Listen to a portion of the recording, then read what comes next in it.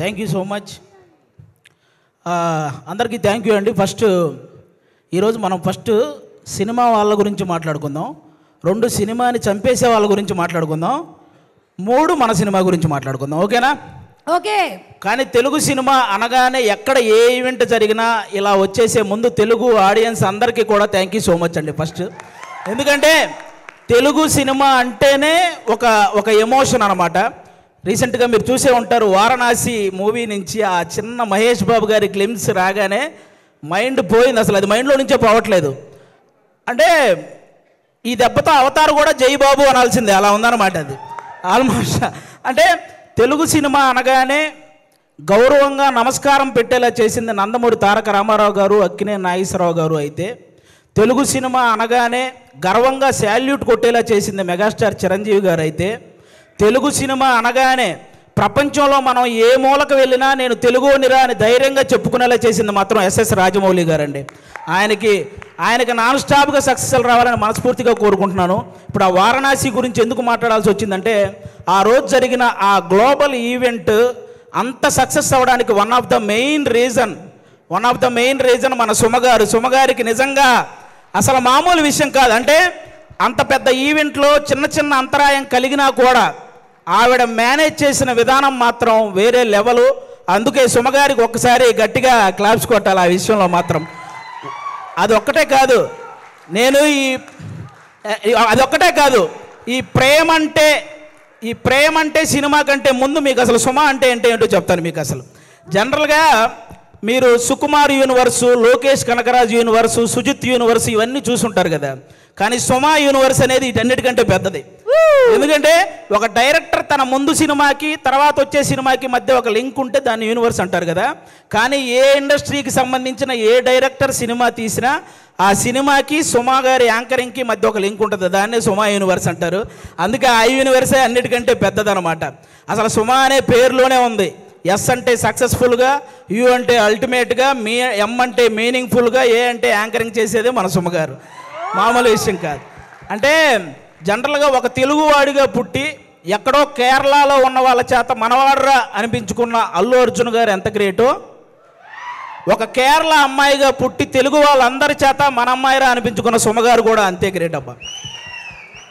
అంటే తను ఒక కూతురుగా వాళ్ళ అమ్మను బాగా చూసుకుంటూ, ఒక భార్యగా తన భర్తను బాగా చూసుకుంటూ, అలాగే ఒక తల్లిగా తన కొడుకు కూతుర్ని బాగా చూసుకుంటూ, ఒక యాంకర్గా ఇంతమందిని ఎంటర్టైన్ చేస్తూ బాగా చూసుకుంటుందంటే అది మామూలు విషయం కాదు. అందుకే ఆవిడకి నేను అంత పెద్ద ఫ్యాన్ అనమాట. నేను సుమగారికి, నేను సినిమాల్లో మీ అందరికీ తెలుసు పవన్ కళ్యాణ్ గారి ఫ్యాన్ అని, కానీ టీవీలో నాకు బాగా ఇష్టమైన యాంకర్ సుమగారు. నేను ఆవిడకి ఫ్యాన్, నేను అందుకు ఫ్యాన్ అనమాట.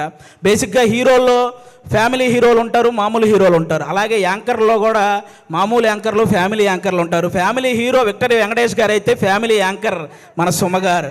అంటే తెలుగు సినిమా ఇండస్ట్రీకి అమ్మాయిలు రావాలంటే ఎక్స్పోజింగ్ చేయాలి, లేకపోతే కమిట్మెంట్ ఇవ్వాలి, ఇలాంటి తప్పుడు ప్రచారాలు చేస్తూ చాలామంది చెప్తుంటారు. కానీ టాలెంట్ ఉంటే అవేం చెయ్యక్కర్లేదు అని నిరూపించినటువంటి మహిళ మన సుమగారు. అంటే మెగాస్టార్ చిరంజీవి గారిని చూసి ఎంతమంది అబ్బాయిలు అయితే ఇన్స్పిరేషన్గా తీసుకొని ఇండస్ట్రీకి వచ్చారో, అలా సుమగారిని ఇన్స్పిరేషన్గా తీసుకొని ఇండస్ట్రీకి వచ్చిన అమ్మాయిలు చాలామంది ఉన్నారు. ఆ విధంగా కూడా ఆమెకి హ్యాట్స్ ఆఫ్ చెప్పుకోవాలి. ఒక ఈవెంట్ అంటే ఆల్మోస్ట్ 4 గంటలు నిలబడి ఆవిడ ఒక్కటే ఎంటర్టైన్ చేస్తూ ఉంటుంది. అలాగే ఒక టీవీ షో చేయాలంటే ఆల్మోస్ట్ 14 గంటలు నిలబడాలి.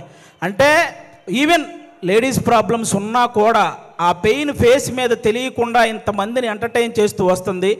అంటే తను నిలబడి ఒక షోని నిలబెట్టగలిగే ఏకైక యాంకర్ మన సుమగారు. ఆల్మోస్ట్ ఇప్పుడు కాదు, 91లో వచ్చారండి. 91 నుంచి, అంటే 34 సంవత్సరాల నుంచి నాన్ స్టాప్గా మనందరినీ ఎంటర్టైన్ చేస్తూ తన ప్రమోషన్స్తో ఎన్నో సినిమాలను సక్సెస్ చేసిన సుమగారికి కూర్చొని కాదు, ఒక్కసారి అందరూ స్టాండింగ్ ఓవేషన్ ఇచ్చి క్లాప్స్ కొట్టాలని మనస్ఫూర్తిగా కోరుకుంటున్నాను. సీరియస్లీ అసలు అంటే నాకు ఇష్టమైన హీరోలకి, కమెడియన్లకి, డైరెక్టర్లకి, వీళ్ళందరికీ చాలామందికి పద్మశ్రీ అలాగే పద్మభూషణ్ ఇలాంటి అవార్డులు మీరు రావటం చూశారు. అవన్నీ మనకు కూడా చాలా హ్యాపీనెస్ని ఇచ్చాయన్నమాట. తన ప్రొఫెషన్లో ఇంతమందిని ఎంటర్టైన్ చేస్తూ ఇంతమంది చేత ఒక గౌరవం దక్కించుకున్నటువంటి సుమగారికి కూడా అలాంటి అరుదైన గౌరవం దక్కాలని నేను మనస్ఫూర్తిగా కోరుకుంటున్నాను. నిజంగా థ్యాంక్ యూ సో మచ్ సుమగారు. మీతో పాటు ఈ సినిమాలో చేయడం నిజంగా మా అందరి అదృష్టం. అది నేను నేను నేను షోల్లో చాలాసార్లు అప్పుడప్పుడు ఈవెంట్స్లో చేశాను, కానీ ఒక ఫుల్ ప్లెడ్జ్డ్గా ఎప్పుడు మీతో పాటు ఒక ట్రావెల్ చేయలేదు. ఈ సినిమాలో చేయగలిగాను కాబట్టి నిజంగా థ్యాంక్ యూ సో మచ్ అండి దానికి. Thank you. ఇప్పుడు అది ఒక్కటే మాట అంటే, నేను మళ్ళీ మీ మీద పని చేస్తే ఈ సీరియస్నెస్ అంతా పోతుంది. సో నేను దీన్ని చాలా సీరియస్గానే తీసుకుంటున్నాను. అండ్ అలాగే అది అయిపోయింది కాబట్టి టాపిక్, వెనకాల వచ్చింది మా అక్క అనుకున్నారు, మా అమ్మ. మీ అమ్మగారు? అవును, యంగ్ అండ్ డైనమిక్. అది థ్యాంక్ యూ సో మచ్ అండి. అలాగే ఇప్పుడు మనం సినిమా వాళ్ళ గురించి మాట్లాడుకున్నాం, ఇప్పుడు సినిమాని చంపేసే వాళ్ళ గురించి మాట్లాడుకుందాం, ఓకేనా? బేసిక్గా సినిమా ఇండస్ట్రీలో ఉన్న పెద్ద పెద్ద వాళ్ళందరికీ ఒకే ఒక్క ఇదండి, ఎవరైతే సినిమా ఇండస్ట్రీలో రైటర్స్ ఉంటారో వాళ్ళని మాత్రం ఇంకొంచెం కేరింగ్గా ఇంకొంచెం వాల్యూ ఇవ్వాలని వాళ్ళకి నేను మనస్ఫూర్తిగా కోరుకుంటున్నాను.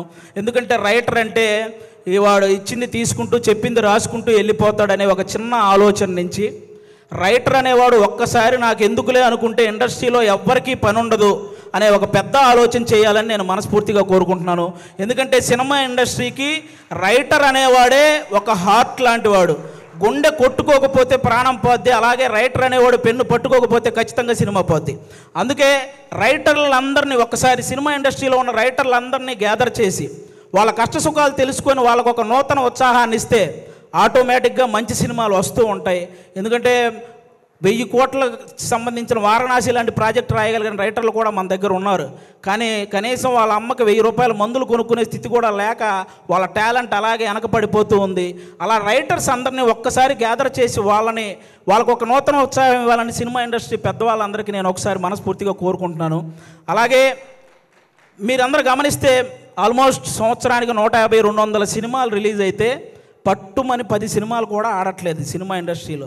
అంటే సినిమాలు ఏమో ఆకాశంలో చుక్కల్లాగా లెక్కబెట్టలేనని వస్తున్నాయి, హిట్లు మాత్రం మన చేతికున్న వేలలాగా లెక్కబట్టగలిగాన్ని కూడా రావట్లేదు. అంటే దానికి అంటే ఏదైతే ఎంత కష్టం వచ్చినా నిలబడ్డ ఆ 4 ప్రొడ్యూసర్లు వాళ్ళ సంగతి పక్కన పెడితే ఎంతమంది ప్రొడ్యూసర్లు ఇలా వచ్చి మళ్ళీ అలా ఊరెళ్ళిపోతున్నారో మీకు తెలియదు. అంటే కొన్ని 100 కోట్ల నష్టం అవి భరించలేక మళ్ళీ తెచ్చుకున్న పరువును కాపాడు కోసం ఆ ఇస్త్రీ చొక్కాలు వేసుకొని ఈఎంఐలు కడుతూ ఉన్న ప్రొడ్యూసర్లు ఇంకా చాలామంది ఉన్నారు. అంటే దేనికంటే ఇదంతా ప్రతి ఒక్కడు ఏదో ఒక సలహా ఇచ్చేయడమే. మలయాళంలో మంజుమాల బాయ్స్ అని ఒక సినిమా చూసి అలాంటి సినిమా మన వాళ్ళు ఎందుకంటే తీరండి అని, పోనీ అలాంటి సినిమా మన వాళ్ళు తీస్తే అందులో ఐటమ్ సాంగ్ పెట్టలేదని ఏడుస్తారు. పోనీ ఏదో ఫ్రెష్ కంటెంట్ ఉండాలి కదండి, ఫ్రెష్ కంటెంట్ కావాలి కదండి, ఫ్రెష్ కంటెంట్ తీసి రిలీజ్ చేస్తే రిలీజ్ రోజు ఫ్లాప్ చేసేసి రిలీజ్కి వచ్చి పాటలు పాడుతుంటారు. రూబా రూబా సదాశివ సన్యాసి ఇలా పాడేస్తుంటారు రిలీజులకు వచ్చి. రిలీజ్ రోజు మనకి అయ్యేం తెలియదు. అలా అంటే ఆ విధంగా ఎవరికి వాళ్ళు సలహాలు ఇచ్చేసి ఆ సినిమాని ఏదో రూపంలో చంపేస్తూ వస్తున్నారు. దానివల్ల ఎక్కువ నష్టం ప్రొడ్యూసర్లకే జరుగుతుంది. వీటన్నిటికంటే ఏదైతే కొన్ని సంవత్సరాల నుంచి మన తెలుగు సినిమాకి బొమ్మ చూపించిన ఐ బొమ్మ అనేది ఒకటి ఉందో ఆ దరిద్రం ఇప్పటితో అయితే పోయింది.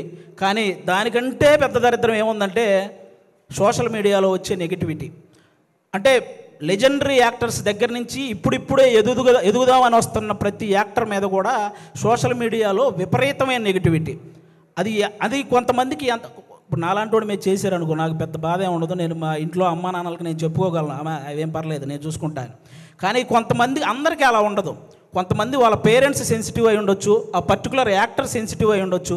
అలా ట్రోల్ చేయడం వల్ల వాళ్ళు మనస్తాపానికి గురైపోయి ఖచ్చితంగా వాళ్ళు చేసే ప్రాజెక్టుల విషయంలో కానీ వాళ్ళు చేసే పనుల విషయంలో కానీ వెనకపడుతూ ఉంటారు. అది మీరు గమనించాలి. నేను ఓన్లీ ఏదో చిన్న చిన్న వాళ్ళ గురించి చెప్పట్లేదు, మన తెలుగు సినిమాని ఆల్మోస్ట్ మన దేశాన్ని తలెత్తుకునేలా చేసిన రాజమౌళి గారు లాంటి వాళ్ళే ఒక పోస్టర్ వదిలితే దాని మీద ట్రోల్ చేసి ఆయన్ను కూడా తలదించుకునేలా చేస్తున్నాం. అరే ఒక అనుకున్న ఈవెంట్లో అనుకున్న టైం ప్రకారం ఒక గ్లిమ్స్ ప్లే అవ్వలేదని ఎమోషనల్ అయ్యాడు. అంటే ఆయనకు ఆ సినిమా పట్ల ఉన్న హార్డ్ వర్క్ గురించి, ఆయనకు ఆ సినిమా పట్ల ఉన్న డెడికేషన్ గురించి మనం హ్యాట్స్ ఆఫ్ చెప్పాల్సింది పోయి అందులో కూడా ఏవో కారణాలు వెతుక్కొని ఎలాగోలాగో ట్రోల్ చేయాలి. అక్కడ తప్పు జరగలేదు అసలు. ఆయన బేసిక్గా నాకు రామాయణం మహాభారతం అంటే చాలా ఇష్టం అని చెప్పిన వ్యక్తి. అలాంటి వ్యక్తి ఎవరైనా రాముడి గురించి నాకు తీసే అవకాశం వచ్చిందని చెప్పిన వ్యక్తి. ఆయన ఆ రోజు హనుమంతుడి మీద అలిగాడే కానీ అవమానించలేదు. ఇది ఒక్కటి అందరూ గుర్తుపెట్టుకోవాలని నేను మనస్ఫూర్తిగా కోరుకుంటాను. ఒకరు కాదు, సినిమా కోసం ఎన్టీఆర్ గారు సన్నబడితే ఆయన మీద ట్రోలింగ్, మన బాలకృష్ణ గారు మాట్లాడితే ట్రోలింగ్, అల్లు అర్జున్ గారు నవ్వితే ట్రోలింగ్, సాయి ధర్మ తేజ్ గారు యాక్సిడెంట్ అయ్యి ఆయనకు మాట్లాడడానికి ఇబ్బందిగా ఉంటే దాని మీద కూడా ట్రోలింగ్. అరే మనం బయట దేశాలకు వెళ్తే జస్ట్ మనం బాహుబలి అంటే కానీ ఓ మీరు ఇండియనా అనే పరిస్థితి ఉండదు. అలాంటి ప్రభాస్ గారి లుక్స్ మీద ట్రోలింగ్, రామ్ చరణ్ గారి చికిరి చికిరి అనే సాంగ్ పక్క దేశాల వాళ్ళు కూడా రీల్ చేస్తున్నారు. అలాంటి ఆ స్టెప్పుల మీద ఇక్కడ ట్రోలింగ్. ఒకరు కాదు, విజయ్ దేవరకొండ గారి మీద మన ఇండస్ట్రీ వాళ్ళే ట్రోలింగ్. అంటే ఒక వ్యక్తి ఇంకా అంతకు మించి ట్రోలింగ్, అంత మానసికంగా ఒక వ్యక్తిని కుంగవేయాల్సిన పనే ఉంది. ఇప్పుడు బాహుబలి, RRR, పుష్ప ఎలాగో ఒక వర్గానికి అర్జున్ రెడ్డి లాంటి సినిమా కూడా అలాగే. అతనికి బౌన్స్ బ్యాక్ అయ్యే టైం కూడా ఇవ్వకుండా అతని మీద అంత ట్రోల్స్ చేస్తూ ఉంటే అతను ఎంత ఇబ్బంది పడతాడో ఆలోచించాలి. ఒక శ్రీలీల అని ఒక తెలుగు అమ్మాయి ఇక్కడి నుంచి బాలీవుడ్, తమిళనాడు ఇలా వెళ్ళి అన్ని ఇండస్ట్రీల్లో వర్క్ చేస్తుంటే ఆ అమ్మాయి డ్యాన్స్ చేస్తుంది కానీ యాక్టింగ్ పెద్ద. ఇప్పుడు భగవంత కేసరి అనే సినిమా నేషనల్ అవార్డు దృష్టికి వెళ్ళిందంటే బాలకృష్ణ గారి పర్ఫార్మెన్సు, అలాగే అనిల్ రావుపూడి గారి కథతో పాటు శ్రీలీల గారి పర్ఫార్మెన్స్ కూడా వన్ ఆఫ్ ద రీజన్ కదా. అలాంటి అమ్మాయిని అంత బ్లేమ్ చేయడం ఏంటి? ఒకటిగా మెగాస్టార్ చిరంజీవి గారి మీద డీప్ ఫేక్ AI వీడియోలు చేశారబ్బా. ఇంతకంటే దరిద్రం ఏమైనా ఉంటుందా? నాకు తెలిసి ఆయన రికార్డులు కొట్టిన పోస్టర్లు గోడల మీద పడేటప్పుడు ఆ ట్రోలింగ్ చేసినోడు వాళ్ళ అమ్మ కడుపులో కూడా పడి ఉండడు. అలాంటి వ్యక్తులు వాళ్ళు. ఆయన 3 దశాబ్దాలు 1వ నంబర్ పొజిషన్లో ఉన్నప్పుడు వీడికి అసలు ఒకటంటే ఇలా ఉంటుందని కూడా తెలియదు. మన తుఫాన్ వచ్చిన ఆయన సినిమాల కోసం మనం పరిగెత్తుకుంటూ వెళ్తున్నప్పుడు వాడికి నడవటం కూడా వచ్చి ఉండదు. అలాంటి వాడు వచ్చి మెగాస్టార్ చిరంజీవి గారి మీద ట్రోల్స్. అరే మెగాస్టార్ చిరంజీవి గారు ఒక స్టేట్కో ఒక క్యాస్ట్కో సంబంధించిన వ్యక్తి కాదు, ఒక దేశం గర్వించదగ్గ వ్యక్తి మెగాస్టార్ చిరంజీవి గారు. అలాంటి వ్యక్తి మీద ట్రోలింగ్. ఈ ట్రోలింగ్ ఎందుకు, వీటి వల్ల సినిమా ఎందుకు చనిపోతుంది అంటున్నానంటే, నేను హీరోల మీద ట్రోలింగ్ చేయడం వల్ల, ఇంతమంది స్టార్ హీరోల మీద ట్రోలింగ్ చేయడం వల్ల రేపొద్దున తెర మీద వాళ్ళు హీరోయిజం చూపించినా అది చాలా కామెడీగా అయిపోతుంది నార్మల్ జనాలకు, చూసే వాళ్ళకి. అందుకే ఆ హీరోయిజం ఫెయిల్ అవుతుంది కాబట్టే సినిమాలు ఫెయిల్ అవుతున్నాయి. అరే 100 కోట్లు ఖర్చు పెడుతున్న ప్రొడ్యూసర్లు ఒక పక్క ఒక సినిమా హిట్ అయితే ఇంటికెళ్ళి మా అమ్మ నాన్నకు చెప్పుకుంటామని వెయిట్ చేస్తున్న డైరెక్టర్లు, ఒక సక్సెస్ వస్తే కానీ ఇంకో సినిమాలో మళ్ళీ కంటిన్యూ చేయరు అని ఆశపడే టెక్నీషియన్స్, అరే ఫ్యామిలీస్ని వదిలేసి అభిమానుల కోసం హిట్ ఇవ్వాలని చెప్పి కష్టపడుతున్న హీరోలు, ఒక సినిమా హిట్ అయితేనే జీతం పెరుగుతుందనే ఆశించే సినిమా కార్మికులు, ఇంతమంది కష్టాన్ని ఒక చిన్న నెగిటివిటీ ట్రోలింగ్తో మీరు కంప్లీట్గా దాన్ని చంపేస్తున్నారు. ఒక్కరు కాదండి, అసలు ట్రోలింగ్ అంటే ఇప్పుడు మీరు బ్రహ్మానందం గారి రియాక్షన్స్తో మీరు ట్రోల్ చేస్తారు, అవి మేము కూడా నవ్వుకుంటాం, అందరూ నవ్వుకుంటారు. కానీ ట్రోలింగ్ అనేది నవ్వుకునేలా ఉండాలి కానీ నవ్వుల పాలు చేసేలా ఉండకూడదని ఒకసారి ఆ చేసే వాళ్ళకి నేను మనస్ఫూర్తిగా కోరుకుంటున్నాను.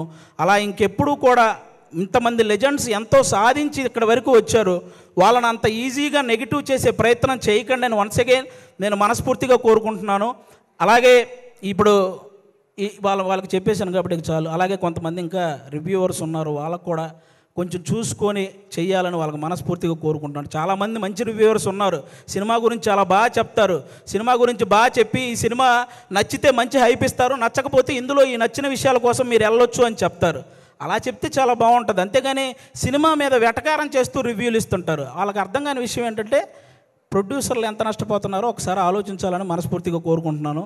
ఇక మా ప్రేమంటే సినిమాలో, ముఖ్యంగా మా ప్రేమంటే సినిమాలో మా ప్రియదర్శి బ్రదర్ ఇందాక నాగ చైతన్య గారు చెప్పినట్టే వర్స్టైల్ యాక్టర్, అసలు మామూలుగా కాదు.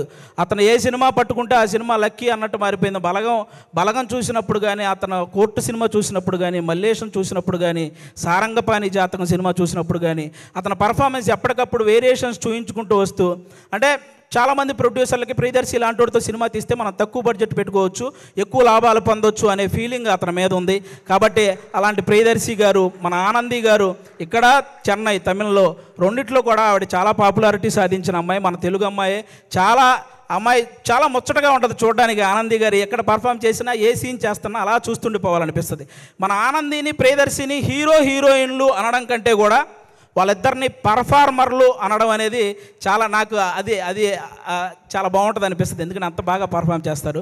వాళ్ళిద్దరికీ కూడా థ్యాంక్ యూ సో మచ్. మా నవనీత్ బ్రదర్ డెబ్యూ డైరెక్టర్, మీరందరూ ఆ నవనీత్ బ్రదర్ని ఎంకరేజ్ చేయాలి. ఒక డెబ్యూ డైరెక్టర్కి ఎన్నో కళలు ఉంటాయి, ఆ కళల్ని మీరు సాకారం చేయాలని ప్రేక్షకులందరినీ మనస్ఫూర్తిగా కోరుకుంటున్నాను. ఈ నవంబర్ 21న థియేటర్లోకి అందరూ వెళ్ళి మా ప్రేమంటే సినిమా చూసి ఎంజాయ్ చేయాలని వన్స్ అగైన్ అందరికీ థ్యాంక్ యూ సో మచ్. ప్రేక్షకులందరూ థ్యాంక్ యూ. పిలుస్తా నేను. ఆవిడ ఆవేశపడుతున్నారు, అంటే టైం అయిపోయింది అందుకని. అర్థమైంది. థ్యాంక్ యూ సో మచ్ అండి. Thank you so much Aadi గారు. That was so beautiful. And